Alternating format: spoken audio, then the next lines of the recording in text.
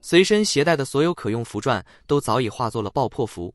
魏无羡无法，飞至鬼堤下游一面，拔剑割破手指，以血画符，在鬼堤上龙飞凤舞地写下一连串鲜红的符文。魏无羡一鼓作气，从鬼堤一头画至另一头，只觉丹府内的疼痛越来越鲜明，越来越难以忍受。最后一笔画完，鬼堤周身闪耀起如血的红光，仿佛熊熊野火在寂寥旷野上烈烈燃烧。成了。丹府内的刺痛让他无力再支撑御剑，跌坐到鬼堤下游刚刚裸露出的一段河床上。魏无羡眼前一片眩晕，以剑撑地，努力直起身护住女婴，不让河床淤泥弄脏襁褓。魏无羡恍惚地想，怕不是失血过多吧？这次恐怕得乖乖啃家里的苦汤药膳补一补了。突然，一股冷冽的杀气袭来。魏无羡久经沙场，无数次生死一线，直觉的一侧身护住女婴，闪过一道凌厉的剑气，一片衣袖被割破，袖中掉落一卷琴弦，那琴弦被剑气震出数米远，落入江水之中，迅速冲走。魏无羡转头看向剑气袭来之处，瞳孔骤然放大，是方梦辰。他先跟随村民和江家小辈们转移，但到了官道上，确认安全之后，村民无赖扭住不谙世事的江家小辈，爆发激烈的争吵，场面顿时混乱不堪。方梦辰趁机御剑返回，正好撞见魏无羡怀抱女婴，驱赶凶尸，飞往安康。方梦辰一直躲在岸上密林之中，等待魏无羡剑成大堤，等他耗尽体力和灵力。魏无羡道：是你。方梦辰道：是我，惊讶吗？扭曲的脸上带着刻骨恨意。我来取你狗命。鬼堤已成，方圆数里已是无尸可调动，堤内凶尸水鬼已与护堤符咒融为一体，吊尸须先破咒。魏无羡无法，强忍剧痛，一手持剑，一手护住胸前婴儿，与方梦辰硬拼了数十招，不断的灵力相击，丹府内焦壁立指，锥心刺骨一般。魏无羡仿佛看到金丹上生出了数道细碎的裂痕。魏无羡尽量站直身体，不露破绽。你报你父母的仇，与这个孩子无关，稚子无辜，你让我先把他放到岸上。方梦辰呸了一声，厉声道：你的孽种，我为何要留他性命？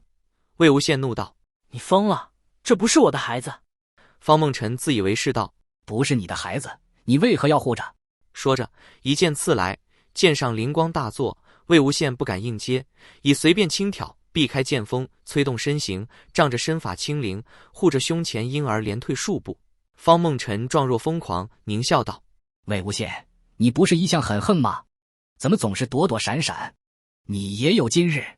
他身后阵阵江涛拍打在鬼堤之上，浪涛声越来越响，震天动地。两人缠斗数招，时间分秒而逝，堤上血符颜色渐暗，红光示微。魏无羡急道：等等，你让我先修复护堤符文。方梦辰道：你想拖延时间？堤坝破了就破了，你今天必须死。魏无羡怒道：下游还有寻常百姓，与我何干？你这个邪魔外道，去死吧！两人再次缠斗在一起。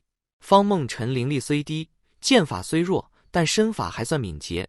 见魏无羡明显灵力不支，并不急于求成，只慢慢消耗他体力。又见他极力护着婴儿，便专攻他胸前。魏无羡此时脑内晕沉，剑势沉重，又要分神护住女婴，始终无法伤及方梦辰。灵力调用越多，腹内越是疼痛难忍。魏无羡再难支撑，不能持久焦灼，决心铤而走险。魏无羡后撤一步，一脚陷入河床淤泥之中，假意露出破绽。方梦辰果然上钩，持剑来攻。魏无羡横剑胸前，以剑气护住胸口女婴。方梦辰调转剑锋，刺向他身陷的小腿。被方梦辰近身刺穿小腿的瞬间，魏无羡借着腿上血肉疼痛带来的一丝清明，以肉身卡住方梦辰的剑，同时横剑一扫，灵力附于剑锋，一剑卸了方梦辰持剑的手臂。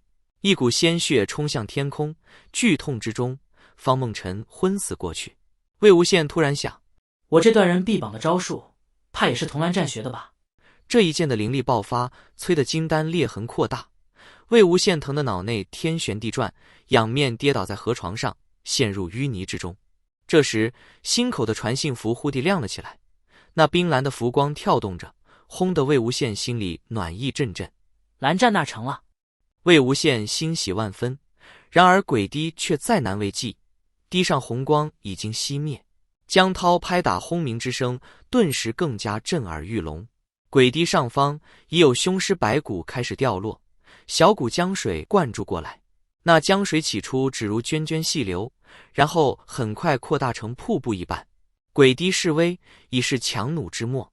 魏无羡知自己已无力御剑，甚至已无力从淤泥之中站起，强忍着彻骨疼痛，魏无羡迅疾地将女婴解下，传信符塞入她襁褓之中，然后将她绑在随便剑身之上，催剑飞向岸边一棵大树。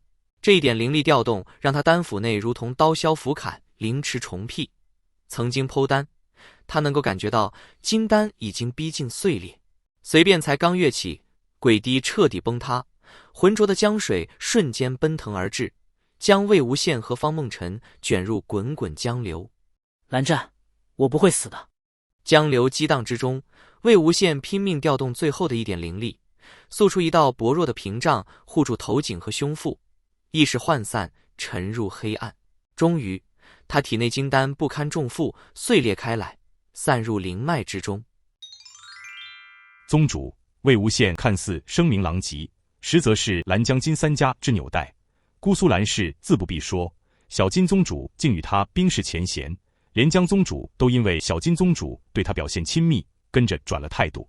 以往三尊结义之时，聂金蓝三家同盟坚不可摧，即便是前任宗主去了，则吴军和金光瑶也依旧待聂家极为亲厚，处处帮扶。现在独是聂家被排除在外。聂怀桑一下一下缓缓摇着折扇，静静听着下属一片肺腑之言，并不答话。朝日未出，天光未明，他的脸隐藏在一片暗影里，脸上明灭不定，神色难辨。2天前，魏无羡在安康就地失踪，震动仙门。蓝忘机一刻不休地问灵，直至琴弦骤然断裂，琴上喋血斑斑。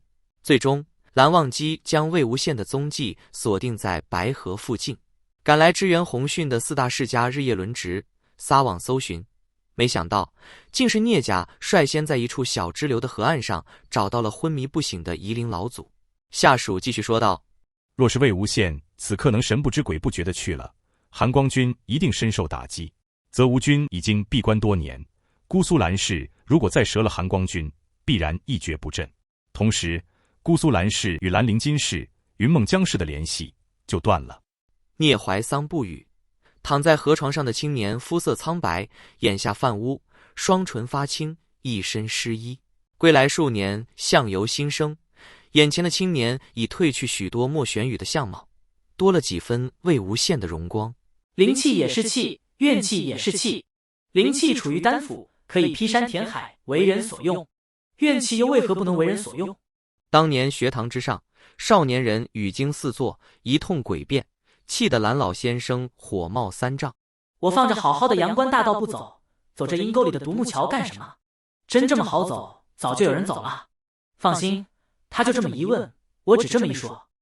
再后来，少年一语成谶，真走了那阴沟里的独木桥，众叛亲离，万劫不复。我又不是蓝家人，也不打算入赘蓝家，抄他家家训干什么？不抄。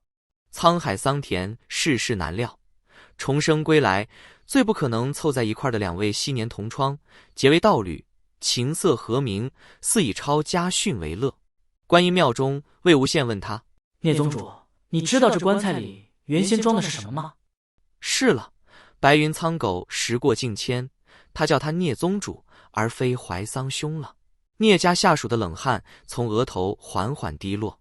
这人救还是不救？宗主一贯喜怒不形于色，猜不透他心里到底在想些什么。半晌，聂怀桑低声道：信号烟花。聂家下属心里一阵失望，但面上丝毫不显，恭谨地呈上聂、蓝、江、金4家的传讯烟花。聂怀桑拿过烟花，又细细把玩一阵，久到聂家下属几乎以为他要改变主意了。忽地，聂怀桑一起扯开4枚烟花的引线，空中同时升起4大世家的家徽，那是找到夷陵老祖的信号。聂怀桑望着空中绚烂的花火，波澜不幸地说：“昨日寻到的那几个村民，